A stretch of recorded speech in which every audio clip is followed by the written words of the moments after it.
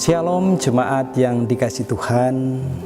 Mari kita merenungkan sejenak tentang cara Tuhan menghadirkan setiap kita. Tuhan menghadirkan kita itu unik. Ada kalanya Tuhan menuntun kita melewati kerumunan diskusi politik, diskusi teologis, diskusi etis dan lain sebagainya. Tetapi ada kalanya Tuhan menghadirkan kita ke tengah-tengah suatu krisis seperti yang sekarang terjadi, yaitu Tuhan menuntun kita melewati situasi sulit dari dampak wabah corona ini. Tuhan sedang menghadirkan kita di sana. Situasi yang kita tidak inginkan. Kita sedang dituntun melewati sejarah kehidupan yang memaksa kita, memaksa Bapak Ibu Saudara dan saya melihat kenyataan hidup yang tidak mudah. Pada saat yang bersamaan, berseliweran di media sosial, pemerintah pusat, pemerintah daerah, lembaga sosial, lembaga gereja bahkan sedang berbagi perhatian, ambil bagian di dalam merespon krisis ini. Apa salah? Tentu tidak. Masalahnya adalah apakah respon terhadap krisis ini tepat sasaran atau tidak. Kalau kita perhatikan secara umum, orang-orang yang berada di strata ekonomi menengah atas, mereka aman karena mereka punya saving, punya tabungan. Mereka yang berada di strata bawah sedang jadi perhatian, kebanjiran perhatian. Lalu bagaimana dengan mereka yang ada di strata tengah? Saya mengutip satu sharing dari seorang ibu, dia mengatakan demikian.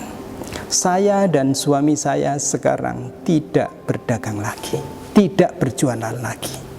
Biasanya kami mengirimkan kue-kue ke 10 sekolah dan 8 kantin kantor. Sekarang sekolah dan kantor itu tutup. Warung-warung juga sepi. Kami hanya membuat kue melayani orderan tetangga. Dan itu pun tidak mencapai 10%. Bapak Ibu Saudara yang dikasihi Tuhan, yang seperti sharing ini tidak sedikit. Yang seperti sharing ini banyak. Jemaat yang dikasihi Tuhan, kita familiar dengan satu pengajaran Tuhan Yesus tentang memberi. Di dalam Matius pasal yang ke-6 ayat yang ketiga mengatakan demikian. Selagi engkau memberi sedekah, jangan biarkan tangan kirimu mengetahui apa yang tangan kananmu lakukan. Intinya, memberilah dengan motivasi dan cara yang benar. Jadilah rekan pemeliharaan Allah dan bukan dalam rangka pamer. Pertanyaan bagi kita adalah, bagaimana kita memberi dengan benar? Bolehkah kita mengetahui keberadaan orang sang penerima pemberian itu? Harus dan boleh.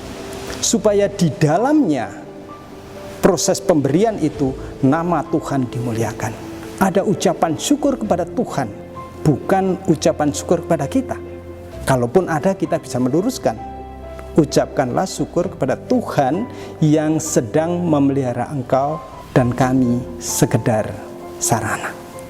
Bapak Ibu yang dikasihi Tuhan, mari kita renungkan sejenak.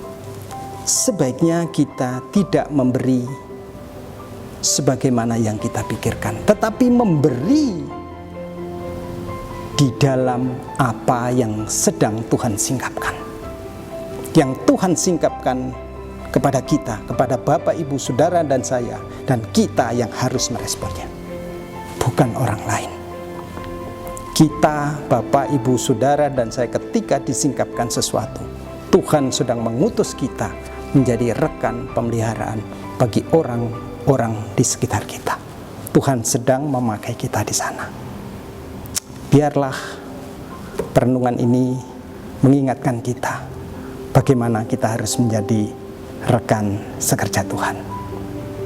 Terima kasih, Tuhan Yesus memberkati. Amin.